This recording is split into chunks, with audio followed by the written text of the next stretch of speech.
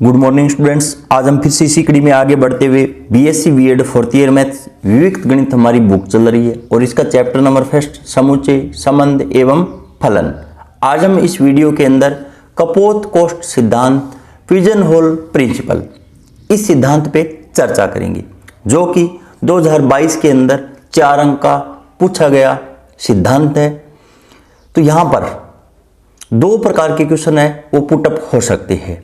एक तो संख्यात्मक डाटा के रूप में कपोत-कोष्ठ सिद्धांत पे क्वेश्चन पूछा जा सकता है और दूसरा क्वेश्चन कपोत-कोष्ठ सिद्धांत पर टिप्पणी के लिए बोला जा सकता है। तो सर्वप्रथम हम इसका स्टेटमेंट देखते हैं, कपोत-कोष्ठ सिद्धांत क्या कहता है। तो देखिए स्टूडेंट्स, इस सिद्धांत को मैं बहुत ही आसान शब्दों में समझाने वाला हूं, इससे कोई आसान तरीका हो नहीं सकता। देखिए स्टूडेंट्स, यदि हमारे पास n+1 या अधिक कपोत या कबूतर हो को n कपोत कोष्ठों में रखा जाए तो एक कपोत कोष्ठ ऐसा अवश्य होगा जिसमें 2 या अधिक कपोते हो। तो यहां पर मैंने एक डायग्राम की सहायता से समझाने की कोशिश की है। मान लीजिए हमारे पास 4 कपोत कोष्ठ खाने हैं, अर्थात हम इसको व्यापक रूप में n मान लेता हूं। n हमारे पास कपोत कोष्ठ खाने हैं, जबकि कबूतरों की जो संख्या है वो यहां पर n+1 है। कितने हैं? n+1 है।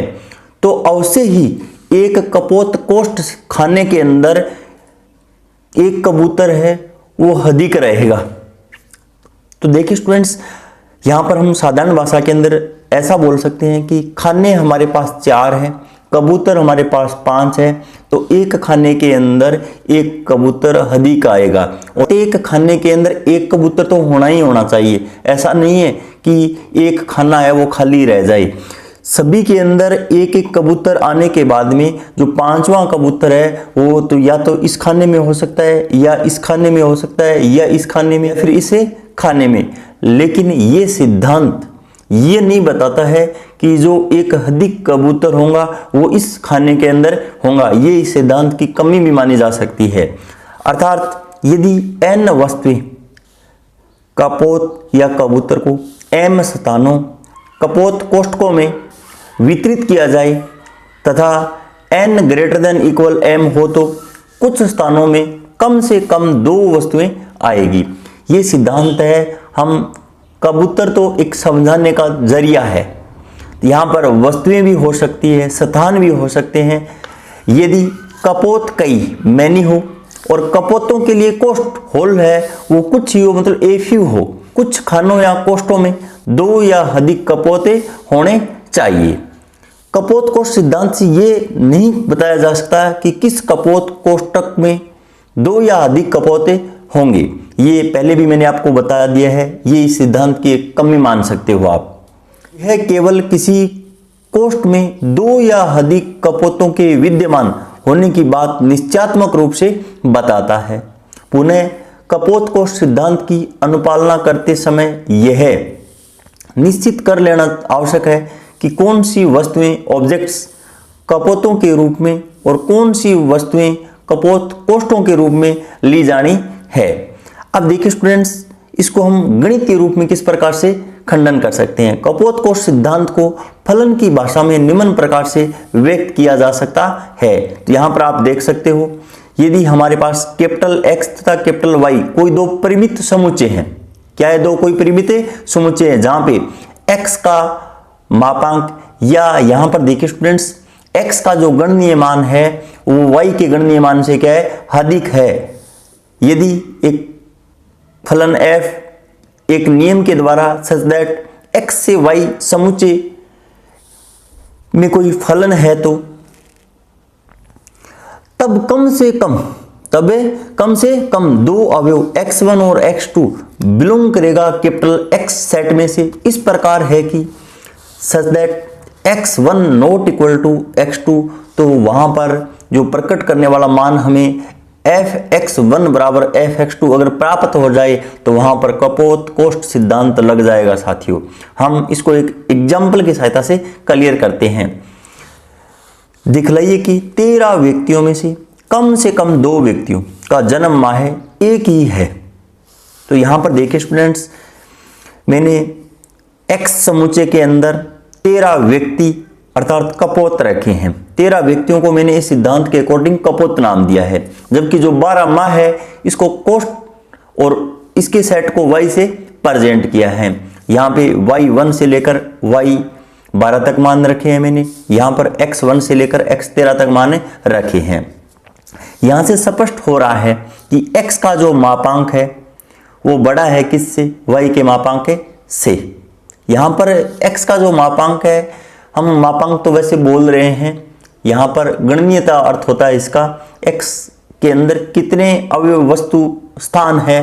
तो यहाँ पर x1 और x2 दो मैंने यहाँ पर एलिमेंट है वो x में से बिलोंग करवाए हैं। यहाँ पर x1 not equal to x2 हम लेकर चले हैं, लेकिन fx1 बराबर fx2 यहाँ पर हमें मिल गए हैं। x1 not equal to x2 का अर्थ यहाँ पर नॉट इक्वल टू है, ये इस बात को प्रेजेंट कर रहा है कि दो अलग अलग व्यक्ति है।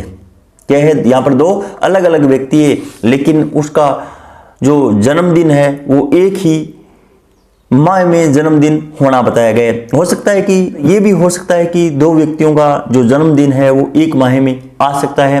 तो यहाँ पर इस बात को संतुष्ट कर रहा है। तो यहाँ पर कपोत कोष्ठ सिद्धांत की सहायता से हम ये कह सकते हैं, अतः कपोत कोष्ठ सिद्धांत से निष्कर्ष निकलता है कि 13 व्यक्तियों में से कम दो व्यक्ति एक ही माह में जन्मे थे। उसके बाद में सेकेंड टाइप का एग्जाम्पल देखिए स्टूडेंट्स, यहाँ पर किसी प्रतियोगी परीक्षा में 45 प्रतियोगी बैठते हैं। सिद्ध कीजिए कि कम से कम दो विद्यार्थी ऐसे हैं कि जिनके अनुक्रमांकों का अंतर 44 का गुणक है। अगर देखिए स्टूडेंट्स, 45 और 44 संख्या दी जा सकती है, या आपको 14 और 13 संख्या दी जा सकती है, या 20 और 19 संख्या दी जा सकती है, लेकिन इसका जो तरीका है वो एक ही रहने वाला है। तो देखिए स्टूडेंट्स, माना कैपिटल X सभी 45 प्रतियोगियों के अनुक्रमांकों का क्या है, समुच्चय है। X के अंदर मैंने 45 प्रतियोगियों के अनुक्रमांकों का जो सेट है इसको रखा है, तथा माना कि किसी भी पूर्णांक x को 44 से विभाजित करने पर प्राप्त शेष पदों, जो रिमाइंडर है हमारे पास, उनका जो समुच्चय है वो y लिखा है हमने। तो y के अंदर देखिए स्टूडेंट्स 0 से लेकर 43 तक अवयव है वो आएंगे, क्योंकि 44 अवयव खुद नहीं आएगा, क्योंकि 44 के अंदर तो 44 का भाग चला जाएगा। यहाँ पर 43 तक ही डाटा आने वाले हैं। तो कुल जो अवयव है, यहाँ पर गणनीयता का जो मान है वो y मापांक का जो मान है वो 44 हो जाएगा। कितना हो जाएगा, 44 हो जाएगा।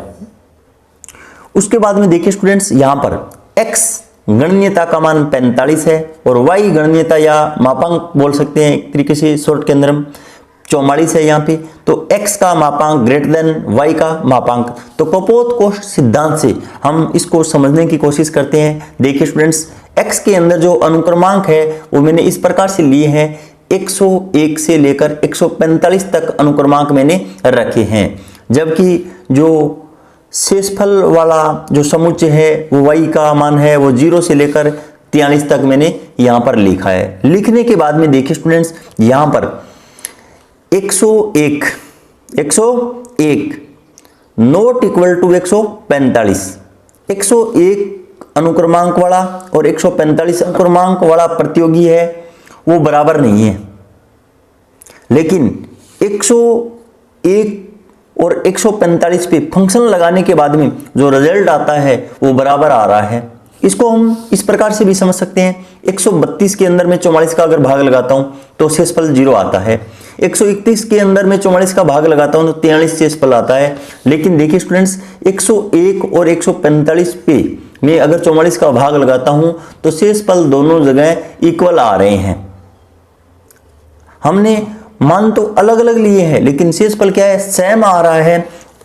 इसको हम इस प्रकार से भी लिख सकते हैं, एक हम थ्योरम जानते हैं, भाज्य बराबर भाजक गुणा भागफल प्लस शेषफल होता है। तो 101 को मैं 44 इंटू 2 प्लस 13 लिख सकता हूँ, 145 को 44 इंटू 3 प्लस 13 लिख सकता हूँ। तो यहाँ पर देखिए स्टूडेंट्स, x1 का मान है वो 44 into R plus F X one आएगा और x2 का मान है वो 44 into S plus F X two आएगा, जहां पर r और s धनात्मक पूर्णांक है। r और s क्या है? धनात्मक है, पूर्णांक है। और हमें क्वेश्चन के अंदर अंतर का मान है वो 44 का गुणक आना चाहिए, तो यहां पर x1 माइनस x2 बराबर 44 r माइनस s, परंतु r माइनस s एक क्या है? पूर्णांक है। तो अतः हम कह सकते हैं कि x1 माइनस x2 44 का गुणक है। अतः कम से कम दो भिन्न अनुक्रमांक इस प्रकार है कि उनका अंतर 44 का क्या है? गुणक है। उसके बाद में इस सिद्धांत पे अंतिम उदाहरण देखिए स्टूडेंट्स, एग्जाम्पल नंबर 3। 1 से 8 तक में से यदि कोई 5 पूर्णांक चुने जाते हैं तो सिद्ध कीजिए कि उनमें से कम 2 का योग 9 होगा। माना हमारे पास सेट है, उसके अंदर 1 से 8 तक अवयव लिखने हैं।